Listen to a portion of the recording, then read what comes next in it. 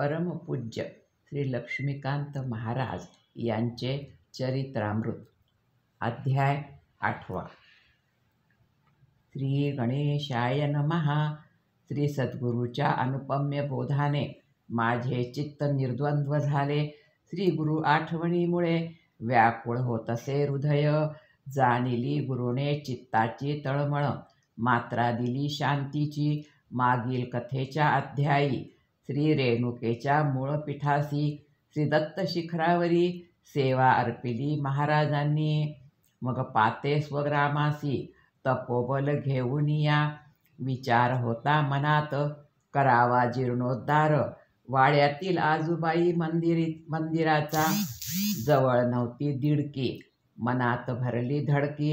म्हणे आई आता सांग कसे करू मी. नाद भुमला गाभाऱ्यात ओम भवती भिक्षांदेही. होता संदेश आईचा वृत्तीच्याच फकीराला. लाज कसली मागावया घेतला विश्वासू मंडळीचा विचार. भक्ता शिष्यांनीही भरला होकार. निघाले गावोगावी मग महाराज अर्थसहाय्य मागावया. व्यापारी नोकरदार शेतकरी कारखानदार जो जे देईल ते घेत मंदिर कार्य करावया. कुठे मिळाले लाकूड कुणी दिले लोखंड. चुना आणि विटा येऊ लागल्या दूरदुरुनी. या निमित्ताने मग भटकंती सुरू झाली चहूकडे. बनोटी जवळ होते तरनाळा. तेथील शिष्य पाटील पांडुरंग. आसामी होती खानदानी. नाद होता शिकारीचा जिवंत वाघ पकडण्याचा. पडला मुक्काम त्यांचे घरी.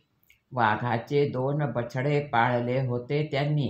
महाराजांनी बछडे पाहिले मनी त्यांच्या ते भरले. म्हणाले मग पाटील बुवासी किती देता सागवान. पाटील म्हणे बाबाजी जी असेल तुमची मर्जी. महाराज म्हणे माझी मर्जी. हा बछडा द्यावा तुम्ही. नवल वाटले पाटलासी. अहो काय मागता बाबाजी. आश्रमी तुमच्या हे वाघरू राहील कैसे तेथे. जंगलचे जनावर हे खाणे त्याचे अमंगळ. उठा ठेव त्याची तुम्ही कैसी कराल. महाराज म्हणे पाटील बुवा चिंता त्यांची तुम्ही करू नका. आईजवळ गेल्यावर वाघरू दुधावर राहील. ताडकन उठले मग महाराज. झटकन उचलले पिल्लास. गोंजारू लागले त्यास. बछडे पंजा चाटू लागले. पाटील बुवा विचारात पडले. महाराज म्हणे तुमची हीच देणगी नको मला सागवान. रात्री मग तिथे मुक्काम झाला. पाटलाने वाघ दिला. दिले सोबत सागवान. 10 गाड्या भरुनी. वाघ आणव्यासी आला. बाहेरचे देवळी स्थिरावला. दुधावरी वाढू लागला. लाकडाच्या पिंजऱ्यात लळा लागला त्यासी महाराजांचा. मुक्त संचार त्याचा सुरू झाला. दर्शनार्थी अतिथी घाबरू लागले त्याच्या जवळ येण्याने. महाराज बसत उपासनेला. ते वेळी तो बसे बाजूला. आई आजूबाईच्या अद्भुत दिसे हे दृश्य. कालांतराने मग तिथे एक हरिणही आले. तेही मग वाढू लागले. मोर ससा आणि माकड मग आले त्यांच्या जोडीला. विविध पशु पक्ष्यांचा हा मेळा आश्रमी नांदू लागला. वैर आपले सोडून या सर्वांच्या व्यवस्थेसाठी काही मोजक्या भक्तांची नेमणूक केली महाराजांनी. मंदिर निर्मितीचे काम वाढले. त्यासाठी गावोगावी जाणे आले. वाघोबा 6 महिन्याचे झाले. उंच धिप्पाड यष्टीने सहजी जरी जवळ आले. थरथरा कापरे भरत असे. माकडाच्या माकड चेष्टा अनुभवा येऊ लागल्या. चपळ हरिण शांत असे. मोर शोधी भक्ष्याला. तुरुतुरु अंगणी चालता. बाहेर गावी जाणे गरजेचे. 4 दिवस मुक्कामही घडे. अशा वेळी हे श्वापद कोण्या भरवशी सोडावे. निरोप गेला पाटलाला. जावे घेऊन वाघोबाला. आला होता एक गारुडी. त्यासी दिले माकडासी.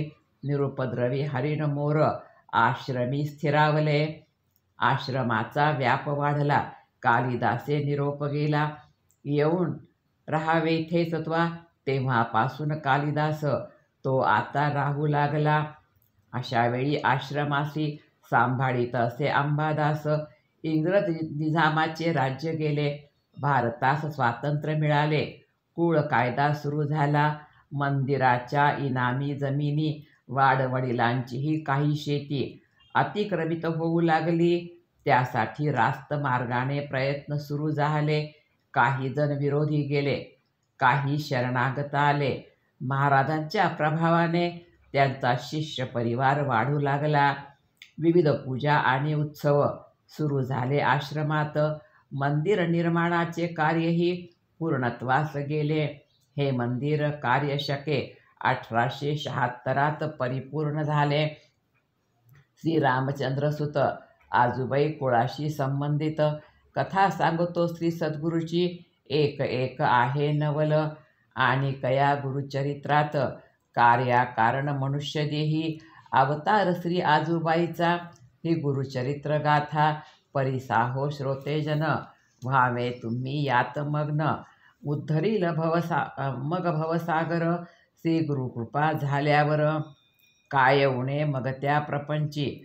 त्यासाठी ही चरित्रगाथा घ्यावी तुम्ही गोड मानून. उद्धरतील त्या लागे शिष्यगण. मनी विश्वास ठेवावा.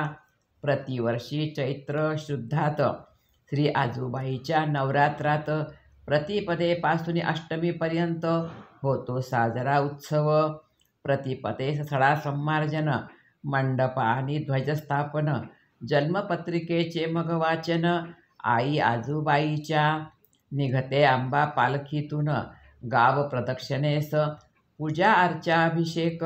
शतचंडीचे आयोजन. सप्तमीपर्यंत होम हवन. अष्टमीला स्वारीचा थाट. रात्री गोंधळ भारुड. आंबा प्रगटते अन्व्यात. ही परंपरा प्राचीन.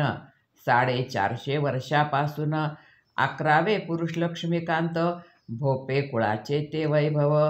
श्री आजूबाईच्या सेवेत झाले जीवन समर्पित. त्या आजूबाईची स्वारी म्हणजेच स्वरूप भवानीचे. दिले जात असे त्यांना अष्टमीच्या मध्यरात्री.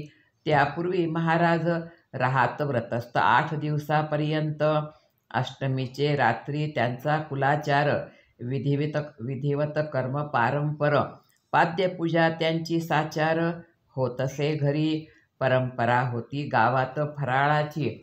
मोडीत काढली महाराजांनी. आता फक्त घरी होते पाद्यपूजा. फराळही त्यांचा तदनंतर. या पूजेनंतर महाराज जाती आज्ञा घेण्या. बसती समोरी आजूबाईच्या. आज्ञा द्यावी मज आई. घेऊनी फुले हस्तकी. ठेवीती आईच्या मस्तकी. क्षणकाल ध्यानस्थ होती महाराज आई समोरी. स्तोत्र पठण करुनी करीती विनंती. दावी रूप तुझे सकळांना. स्वमंत्रोच्चारे करीती न्यास. सर्वांगी शक्तीचे संचारण. पडते फुल मस्तकावरुणी. श्री आजूबाईची तीच आज्ञा. सरसरुणी होतो संचार शक्तीचा. होतो उद्घोष आनंदी वाचा. आनंदी हाचा. मग महाराज ताडकन. सोडती आपुले आसन. सवंगडी आईचे सांभाळती त्यांना. माणिक कुलकर्णी, गजानन जोशी, देशमुख माळी, बळीराम शेठ हे ते सवंगडी स्वारी सवे. 2 भुजाधरी. दोघे कटीपाठी. हाती चौरी घेई एक. तेथोनी मग थेट वेशभूषा गारास. सुरू असतो विधिवत तेथे सप्तशिती पाठ. झाल्यावर वेशभूषा संपन्न. आईसी दाविती दर्पण. निहाळते आजूबाई ते क्षण. आपले स्वरूप दर्पणात. अत्यंत रोमांचकारी हा क्षण. झालेला असतो भगवतीचा संचार.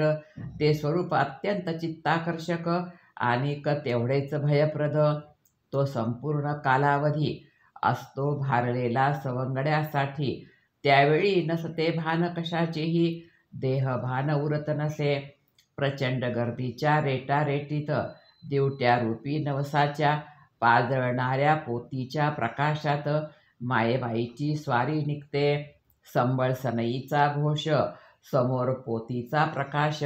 आजूबाईचे दिव्य स्वरूप भक्ता दर्शन घेण्या आतुर, चंचल चपलता असती अंगी, उंच झाल घेई सर्वांगी, जातो उजळून आसमंत, बेभान सवंगडी स्वारी सवे, सोडीतीन स्वारीची साथ, कुठल्याही परिस्थितीत, जरी पडे अंगावर जळती पोत, अथवा हो दुखापत, स्वारी सह जाती मंदिरी, तेथे शांत होई स्वारी, तेव्हा सारे सवंगडी भानावर येती, असा हा स्वारीचा सोहळा, अनुपमा अनुभव रोकडा, प्रत्यक्ष भगवती दर्शना, जावे अन्व्यासी प्रत्यक्ष. इति श्री सद्गुरु लक्ष्मीकांत महाराज चरित्र कथामृते. ग्रामांतरी श्री आजूबाई जन्मस्थान मंदिर जीर्णोद्धार प्रारंभ, व्याघ्रसहित वन्य प्राणी पालन तथा श्री आजूबाई स्वारी वर्णन नाम. अष्टमोऽध्यायः. श्री सद्गुरु लक्ष्मीकांत महाराज चरणार्पणमस्तु. अष्टमोऽध्याय समाप्तः. श्री लक्ष्मीकांत महाराज की जय.